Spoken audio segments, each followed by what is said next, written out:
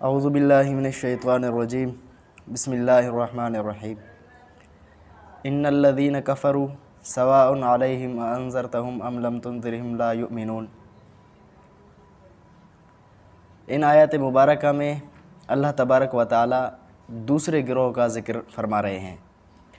اس سے پہلے جو آیات مبارکہ گزری ان میں اللہ تبارک و تعالی نے ان لوگوں کا بیان کیا تھا جو لوگ اللہ تبارک و تعالی کی نازل کردہ ہدایات کے اوپر مکمل طور پر عمل پیرا ہیں اور حضور کریم صلی اللہ علیہ وسلم کے بتلائے ہوئے رستے کے اوپر من و عن عمل کرتے تھے۔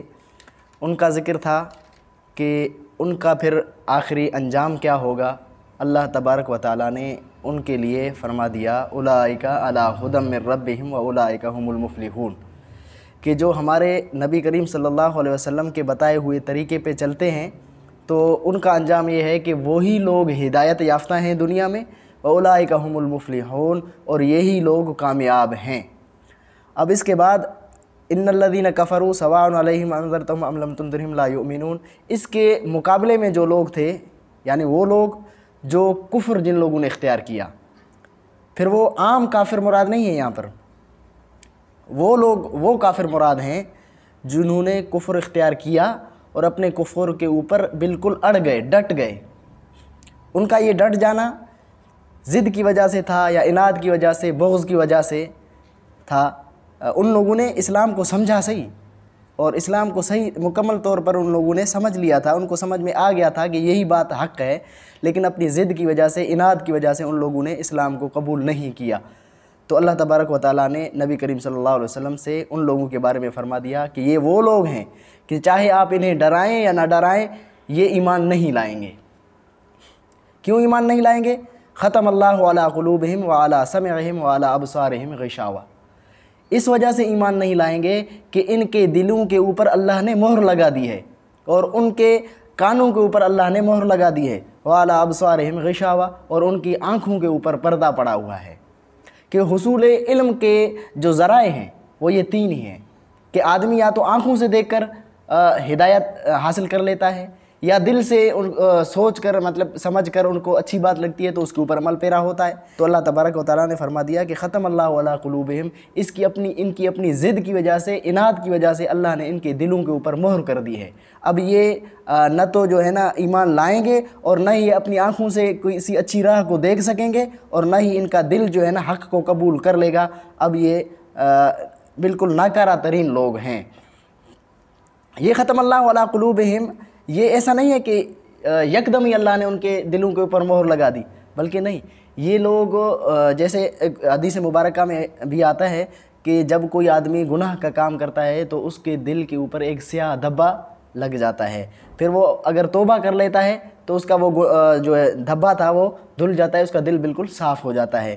اگر وہ آدمی توبہ نہیں کرتا بلکہ ایک گناہ کر لیا اس کے بعد پھر دوسرا کر لیا، تو اس طرح سے اس کے دل کے اوپر ایسے کالے دھبے، سیاہ دھبے لگتے جاتے ہیں، اور آخر میں جا کے اس کا پورا دل ہی مکمل کیا ہو جاتا ہے؟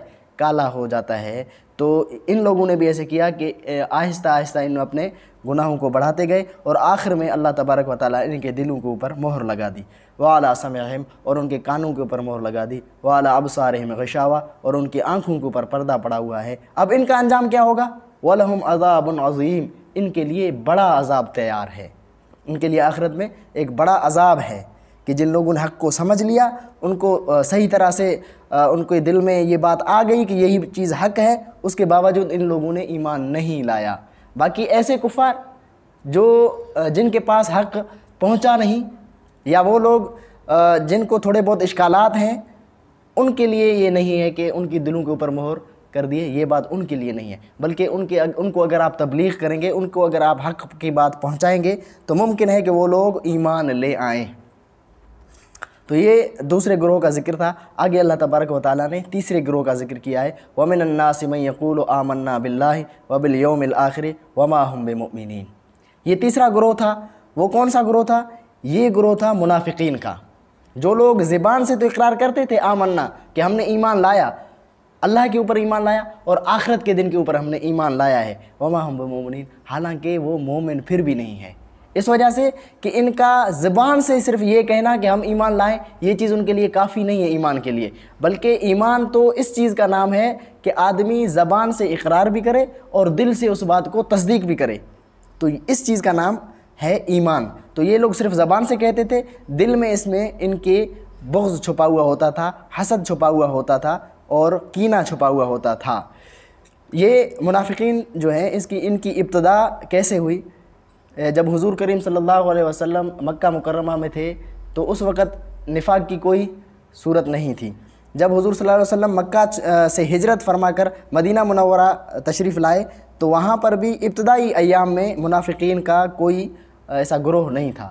جب حضور صلی اللہ علیہ وسلم کو فتوحات ملنے لگیں، جیسے غزوہ بدر میں آپ صلی اللہ علیہ وسلم کو فتح نصیب ہوئی، تو وہاں جو کافر موجود تھے ان کے دل میں یہ خیال آ گیا کہ یہ تو مسلمان بڑھتے ہوئے جا رہے ہیں، ان کو تو فتوحات ملتی ہوئی جا رہی ہیں، ایسا نہ ہو کہ یہ لوگ ہمارے اوپر مکمل غلبہ حاصل کر لیں اور ہمارا تحفظ یقینی نہ ہو۔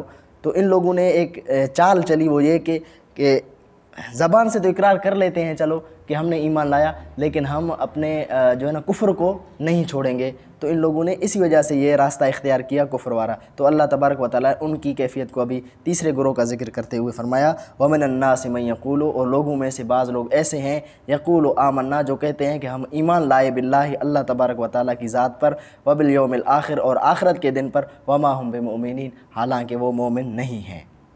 تو یہاں تک یہ آگے بھی ان کا جو ہے تذکرہ آئے گا، یخادعون اللہ والذین آمنوا، یہ انشاءاللہ پھر اگلے درس میں پڑھ لیں گے۔